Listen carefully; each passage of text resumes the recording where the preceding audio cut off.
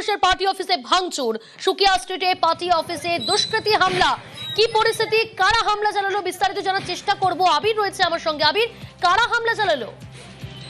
দেখো, কুণাল ঘোষের তরফ থেকে একটা অভিযোগ করা হয়েছে। সেখানে তিনি বলছেন যে উত্তর কলকাতারই অপর একটি গোষ্ঠী তারা এই গোটা ঘটনাটি ঘটিয়েছেন।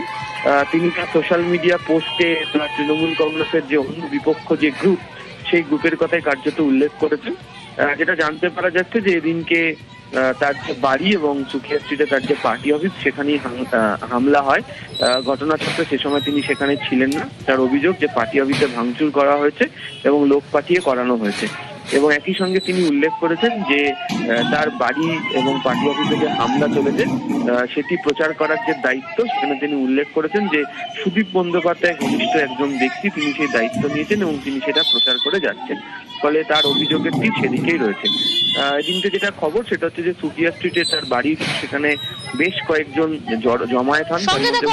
এই মুহূর্তে যোগাযোগ করতে পেরেছে তৃণমূল বিধায়ক কুণাল ঘোষের সঙ্গে। নিউজ 18 বাংলায় স্বাগত। প্রিয়াঙ্কা কথা বলছি। কুণাল বাবু, কি অভিযোগ আপনার, কাদের বিরুদ্ধে অভিযোগ?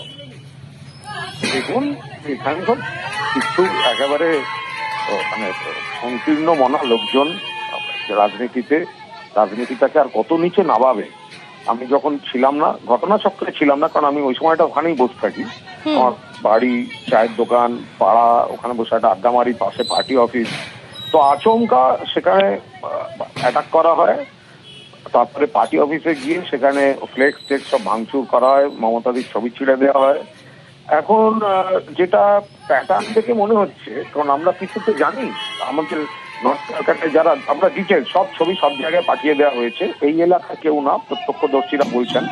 এবার এই ছবিগুলো প্রচারের দায়িত্ব নিয়ে ছবিটা তুললো কে? এই যে একটা আচমকা হামলা হচ্ছে, ছবিটা তুললো কে উল্টো দিক থেকে? এখন দেখা যাচ্ছে যে পার্টিকুলার 2-3 জনের কাছ থেকেই ছবিটা ছড়াচ্ছে, সেটা পাওয়া গেছে।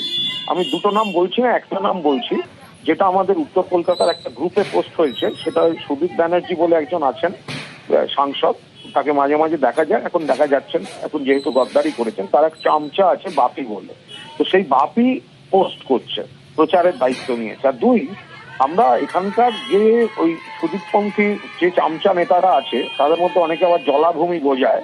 তো সেইগুলো তাদের কিছু প্যাটার্ন আছে, যে একটা ছোট হাতিতে কিছু মহিলা সহ লোক পাঠিয়ে দেয়, ঝামেলা হলে মহিলাদের এগিয়ে দেবে, আর অন্যদিকে গুন্ডাদের যে মাদ্রামি করাবে।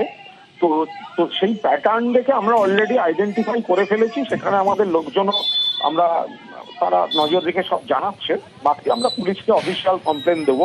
বারবার কিন্তু আমার উপর এটা হচ্ছে, বারবার হচ্ছে। কিন্তু এটা কি পরিকল্পিত হামলা বলবেন? 100% পরিকল্পিত হামলা।